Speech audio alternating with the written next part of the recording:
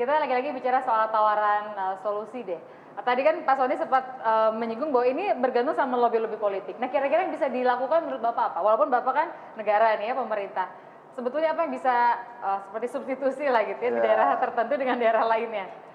Kalau kita lihat daerah yang 12 ya itu yang kosong, itu sebenarnya kalau lihat karakteristiknya, ya ini lagi-lagi ini sebenarnya urusan partai politik, bukan urusan pemerintah. Betul. Tapi kalau boleh berwacana, seperti halnya Pacitan, ya itu Demokrat yang kuat, karena pengaruh Pak SBY setelah itu. Kemudian Surabaya, itu PDIP, misalkan. Ini kalau join kan bisa, yang PDIP nyalonkan di Pacitan, kemudian Demokrat kan juga mendorong mencalonkan atau melawan ya, memberikan lawan calon di Surabaya. Itu contoh-contoh konkret dan itu pasti antar dua partai politik memang harusnya duduk kemudian berdiskusi dan bernegosiasi. Pemerintah di luar ini, cuma ini wacananya seperti itu kira-kira. Kalau bisa dilakukan ya. Mas Hanta kan tadi sudah disinggung bahwa ini urusan partai politik gitu ya. Dan memang kalau kita bicara 12 daerah ini calonnya masih satu daerah nggak ada calon.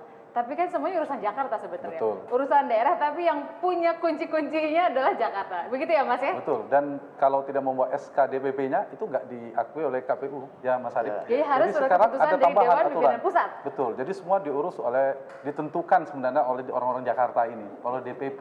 Jadi kalau bisa mengatur itu, kalau saya mengistilahkan ada 3 kemungkinan tadi akan calon boneka, calon sesungguhnya. Mungkin solusi ini bisa sesungguhnya juga tidak sepenuhnya, tapi tidak sepenuhnya calon boneka ya, setengah boneka lah istilahnya gitu.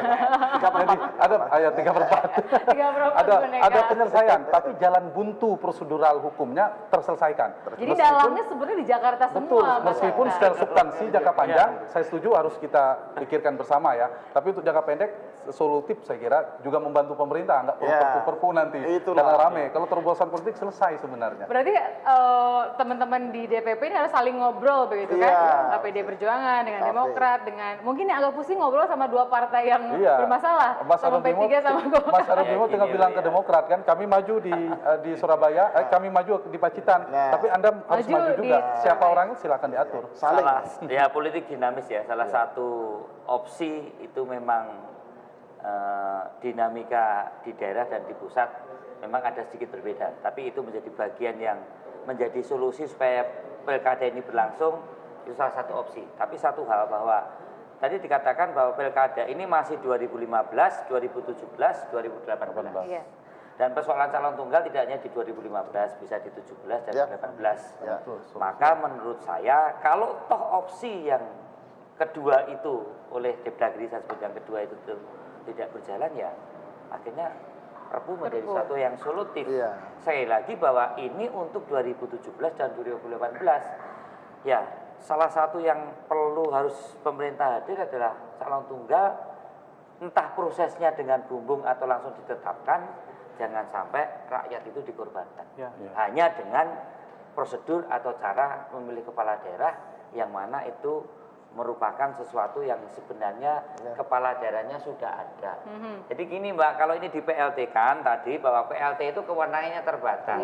PLT kok 2 tahun terus ini kan menjadikan sesuatu rakyat yang dikorbankan. Dan menurut saya pemerintah khususnya Depdagri harus mengambil suatu sikap karena ini tidak hanya untuk yang 2015 tapi juga yang 2017 dan 2018 berikutnya. DPR duduk dengan pemerintah, mungkin juga Mahkamah Konstitusi untuk membicarakan lebih lanjut dengan masukan dari ini KPU. soal saling lempar juga ini, berharap ke partai minta. Pemerintah berharap sebenarnya partai udahlah kita nggak ketemu lobby-lobbynya juga ada perpu belakangan nanti.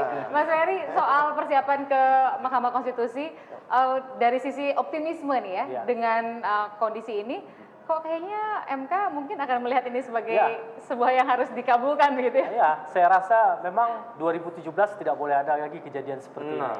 Setuju. Dan salah satu yang akan membuat 2017 terbebas dari masalah ini adalah uji gugatan di uji materi. Yang harus selesai 2015, 2 tahun kalau nggak selesai. PLT di suatu daerah, misalnya Surabaya, dengan kompleksitas Surabaya, tidak mempunyai kepala daerah yang jadi definitif, korban rakyat, ini kan? Supaya tidak kalah dengan Pilkades. Nah, kalau dari sisi tim, siapa aja yang sudah dilibatkan? Ya, kita pernah punya pengalaman dulu, kita gugat undang-undang politik juga dulu berhasil ya. Kebetulan timnya saya juga yang gugat undang-undang politik, dan mungkin kali ini kita akan coba gugat lagi undang-undang pilkada, karena ini kan untuk kemaslahatan bangsa ya.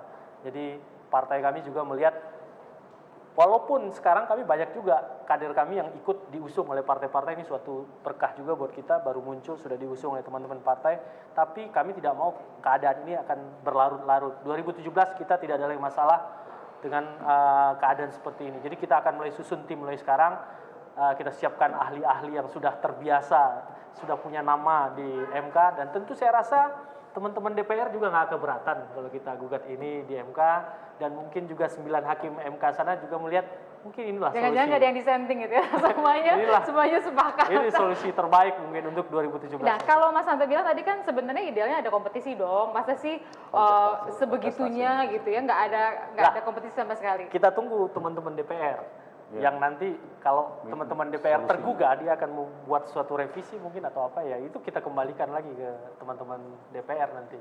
Ya mungkin itu solusi sementara, karena ini kalau digunakan antisipasi juga hati-hati. Karena kalau ini diteruskan, misalnya bisa calon tunggal legal, Rekayasa lagi nanti. bisa rekayasa. Nanti kalau ada incumbent atau calon kuat, punya logistik yang kuat, semua partai dibeli. Otomatis nggak ada pilkada di daerah itu. Ih, Harus pusing diantisipasi ya. juga. Berbagai sudut pandang, betul. Bisa juga begitu. Dia punya, Ya, mungkin tidak ada juga, Mas. Ya mungkin kita permudah nanti independen. Persis. Nah, Tapi Mas Arief mau tidak setuju. Partai nggak terlalu mau. Mas Arief, terakhir deh buat kesiapan, jadi aman sejauh ini aman ya untuk membuat kita semua yakin bahwa KPU siap buat 9 Desember nanti. Aman ya. Cross cutting affiliation dan loyalitas di bawah itu sudah nggak terukur lagi, terjadi pembedaan partai yang terlalu besar. Dalam satu daerah, misalnya di Klaten kita koalisi dengan Demokrat, Nggak ada KMP KIH lah ya di nggak ada daerah lagi itu kan. KMP KIH. Udah sangat cair sekali. Udah sangat cair di bawah. Cair sekali. Dinding KIH KMP sudah Udah hilang, Udah roboh, seperti tembok Udah Berlin. roboh. Berlin. Temboknya udah roboh. Kita akan lihat 3-3-3 ini. 3 hari yang ketiga ini akan berlangsung mulai besok. Kita akan menguji kalau prediksinya Pak Dirjen itu kan akan berkurang minimal 5. Jadi tinggal sisa 7 daerah yang calonnya tunggal. Lalu kita akan lihat apa upaya berikutnya. Apakah kemudian calon boneka tadi atau 3/4 boneka?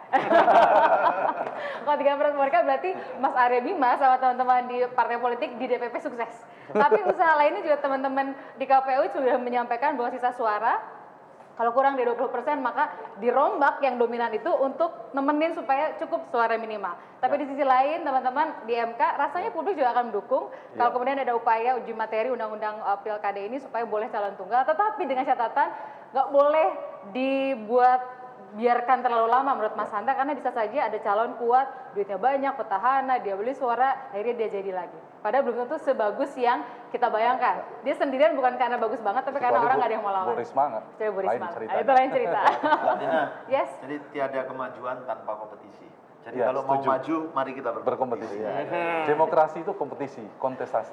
Terima kasih banyak Bapak-Bapak. Berikutnya kita akan bicara soal Kartu Jakarta Pintar. Ini juga adalah produk kebijakan. Kebijakan ini juga dihasilkan oleh kepala daerah yang hasil dari pilkada. Nah, jadi ada hubungannya obrolan kita malam hari ini. Kami kembali sesaat lagi. Terima kasih banyak, Mas. Terima kasih, Mas.